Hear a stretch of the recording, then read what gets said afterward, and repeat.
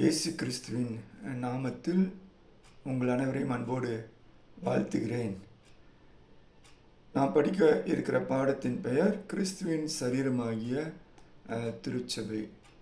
திருச்சபை என்பது இயேசு கிறிஸ்துவின் சரீரமாக இருக்கிறது. இயேசு கிறிஸ்துவே திருச்சபையின் தலைவராக இருக்கிறார். நாம் அந்த சரீரத்தின் அவயவங்களாக விசுவாசிகள் நாம் அனைவரும் இருக்கின்றோம்.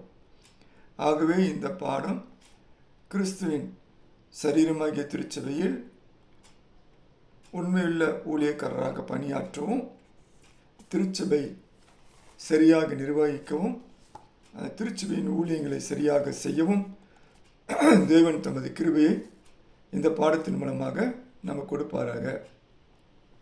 தேவனாய கர்த்தர் திருச்சபையை நேசிக்கிறார். பெந்தெகோஸ்தே நாளன்று பரிசுத்த ஆவியானவர் வந்தார். அக்கினி அவர்களுக்குள்ளாக பற்றி எரிந்தது. பேதுரு பிரசங்கம் செய்தபோது 3000 பேர் விசுவாசித்து ரட்சிக்கப்பட்டு திருச்சபையிலே சேர்த்து கொள்ளப்பட்டார்கள். ஆக பரிசுத்த ஆவியானுடைய அக்கினி நமக்குள்ளாக நம்மை உற்சாகப்படுத்தி, நம்மை உபயோகப்படுத்தி, நம்மை கொண்டு திருச்சபையை தொடர்ந்து கட்டி எழுப்ப உதவி செய்கிறார். ஆகவே ஒரு திருச்சபையாக நமது கற்பித்தல் மற்றும் சீசத்துவ ஊழியத்தை நாம் எவ்வாறு ஒழுங்காக செய்வது, மேலும் திருச்சபை என்றால் என்ன, திருச்சபையின் பணிகள் என்ன, திருச்சபையின் ஒழுங்கு அமைப்பு என்றால் என்ன, திருச்சபையின் ஊழியங்கள் என்றால் என்ன, எப்படி புதிய திருச்சபைகள் உருவாக்குவது, இப்பேற்பட்ட பாடத்தை நாம் இந்த பாடத்தின் மூலமாக கற்றுக்கொள்கிறோம். ஆகவே இந்த பாடத்தை உங்களை அறிமுகப்படுத்துவதிலே நான் பெரும் மகிழ்ச்சி அடைகிறேன். இதன் மூலமாக திருச்சபை சுவிசேஷத்தை புதிய சமுதாயங்களிலே எல்லைகளை தாண்டி கொண்டு செல்வதற்கு இந்த பாடம் நமக்கு மிகவும் உபயோகமாக இருக்கும். என்னவென்றால், நடைமுறை மற்றும் ஆவிக்குரிய வழிகாட்டியாக இந்த புத்தகம் நமக்கு அமைந்திருக்கின்றது. ஆகவே இந்த புத்தகத்தின் முதல் 1 முதல் 4 வரை உள்ள பாடங்களில் நீங்கள் திருச்சபையின் இருதயம் அல்ல மைய பகுதியாக என்ன இருக்கிறது என்பதை நீங்கள் பார்க்கிறீர்கள். ஆகவே திருச்சபையின் இருதயமாகிய மையப்பகுதி தேவனை ஆராதித்து மகிமைப்படுத்துவது, அது மிக மிக முக்கியமானது.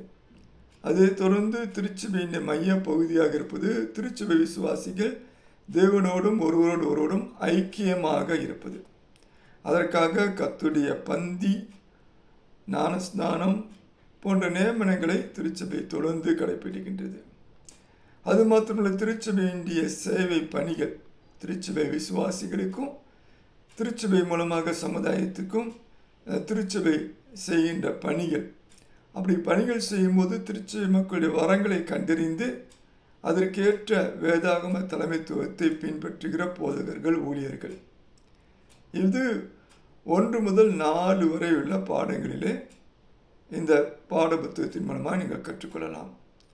5 முதல் 8 வரை உள்ள அடுத்த பாட பகுதியிலே நீங்கள் திருச்சபையின் ஊழிய பணிகள் குறிப்பிட்ட விதத்திலே எப்படி ஒரு திருச்சபை புதிய திருச்சபையை உருவாக்குவது, அப்படி உருவாக்குகிற திருச்சபையின் போதகராக எப்படி நாம் செயல்படுவது, அப்படி புதிய திருச்சபையை உருவாக்குவதன் மூலமாக விசுவாசிகளின் எண்ணிக்கை பெருகுவது, இதெல்லாம் நீங்கள் அப்போஸ்தலர் நடவடிக்கையிலே நீங்கள் நடைமுறையாக நீங்கள் பார்க்கிறீர்கள். திருச்சபையின் எண்ணிக்கை பெருகியது. இதற்கு காரணம் என்ன, இதை எப்படி செய்வது? இதை ஒரு விவசாயியோடு பவுல் ஒப்பிட்டு பேசுகிறார். அந்த உருவகத்தோடு எப்படின்னா, விவசாயி முதலாவது பயிரிட ஆரம்பிக்கும் முன்பதாக மண்ணை தயார்படுத்துகிறார், நிலத்தை ஆயத்தப்படுத்துகிறார். நிலத்தில் இருக்கிற கற்கள், முற்கள், தேவையில்லாத கட்டிகள் எல்லாவற்றையும் எடுத்து தூக்கி போடுகிறார். ஆக நீங்கள் புதிய திருச்சபை ஸ்தாபிக்கும் போது, புதிய நபர்கள் செல்லும்போது அவர்களுக்கு இது விசுவாசத்துக்கு தடையாக இருக்கிற எல்லாவற்றையும் மெதுவாக எடுக்க வேண்டும்.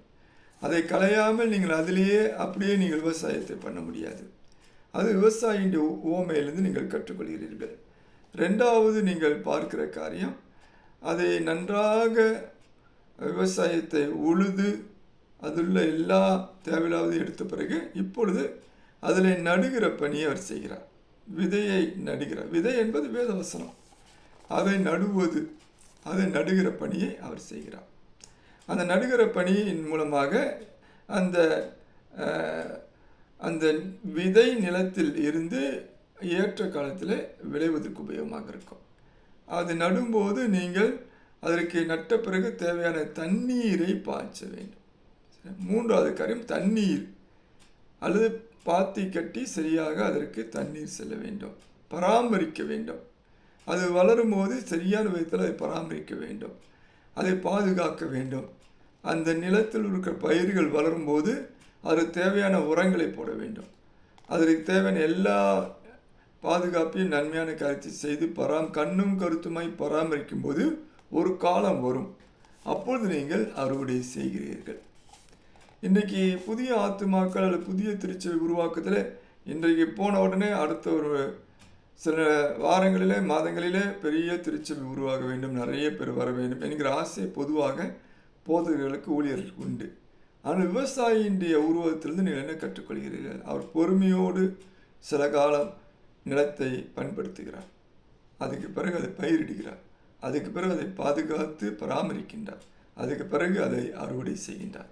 இந்த ஒரு காரியம் திருச்சபை என்பது பாடங்கள் 5 முதல் 8 வரை உள்ள பாடங்களிலே நீங்கள் நன்றாக கற்றுக்கொள்ளும் போது உங்களுடைய திருச்சபை இந்த பணிகளை இணைந்து வரங்களை கண்டறிந்து அனைவரும் இணைந்து செய்கிற பணியாக செய்யும்போது தான் திருச்சபை வளரும். அன்றைக்கு 12 அப்போஸ்தலர்கள் இணைந்து செய்தார்கள், மற்ற அவர்களும் இணைந்து செய்தார்கள். ஆக 3000 5000 திரளான ஜனங்களாக திருச்சபை வளர ஆரம்பித்தது. இன்றைக்கு அந்த விதத்தில் திருச்சபையில் அனைவருடைய பங்களிப்பும் இருந்து திருச்சபை தன்னுடைய ஊழியத்தை செய்யுமையாக உள்ளேயும் வெளியேயும் திருச்சபை சிறந்த ஒரு திருச்சபையாக அமையும். கர்த்தர் அவ்விதத்தில் திருச்சபை ஆசீர்வதிக்க விருப்பமுள்ளவராக இருக்கிறார். ஆகவே முதலாவது நோக்கம், இந்த புத்தகத்தின் நோக்கம் கர்த்தரை ஆராதிப்பது, ஐக்கியமாக வாழுவது மிக மிக முக்கியமான நோக்கம் இல்லை. அதோடு கர்த்தருடைய பந்தி, கர்த்தர் நமக்கு கொடுத்த ஞானஸ்நானம் போன்ற அனைத்தையும் தொடர்ந்து செய்வது. அதுக்கு பிறகு திருச்சபையினுடைய தலைமைத்துவத்தை ஒழுங்கமைத்து சரியாக தலைமைத்துவத்தை செய்வது. தலைமைத்துவம் என்றால் மெய்ப்பர்கள் எப்படி மந்தை மேய்ப்பது, இந்த தலைமைத்துவம். ரெண்டாவது பணிவிடை செய்கிற தலைமைத்துவம். இல்லை தனி ஆளாக நான் தான் ராஜா, நான் தான் மந்திரி கிடையாது. அனைவரும் இணைந்து செய்கிற பணியாக வெவ்வேறு மக்களுடைய வரங்களை கண்டறிந்து திருச்சபை தலைமைத்துவம் அவர்களை உபயோகப்படுத்துவது. தேவன் அந்த திருச்சபையிலே தேவன் செயல்படுவார். அதன் மூலமாக திருச்சபை வளர்ச்சி அடையும், திருச்சபை சரியாக நிர்வகிக்கப்படும். ஆகவே புதிதாக திருச்சபையை ஒரு திருச்சபை கண்டிப்பாக உருவாக்கும் பணியை தொடர்ந்து செய்ய வேண்டும். ஆக தேவன் கட்டுகிறார். அந்த கட்டுகிற பணியில் கிறிஸ்துவானவர் தமது திருச்சபையை கட்டி எழுப்புகிறார். அதில் நாம் அனைவரும் ஆவியானுடைய பலத்தை கொண்டு நாம் செயல்பட வேண்டும். நம்முடைய சொந்த பலன் கிடையாது, தேவனின் பலன் ஆவியானவர் மூலமாக நமக்கு கிடைக்கின்றது. ஆகிய வசனத்தை நாம் சரியாக உபயோகப்படுத்தும் போது, திருச்சபை சரியாக இயங்கும்போது கண்டிப்பாக தேவனுடைய கிருபையினாலே பிதாவாகி தேவனுக்கு மகிமையாக திருச்சபை உறுதியான வலிமையான வளர்கின்ற திருச்சபையாக மாறும் என்பதில் எந்த ஐயமும் கிடையாது. அப்பேற்பட்ட விதத்தில் இந்த 8 பாடங்களையும் பொறுமையோடு ஆழமாக கவனமாக கற்றுக்கொள்ள போதர்களாகிய உங்கள் அனைவருக்கும் ஊழியர்களுக்கும் சுவிசேஷர்களுக்கும் கர்த்தர் உதவி செய்வாராக. ஆமென்.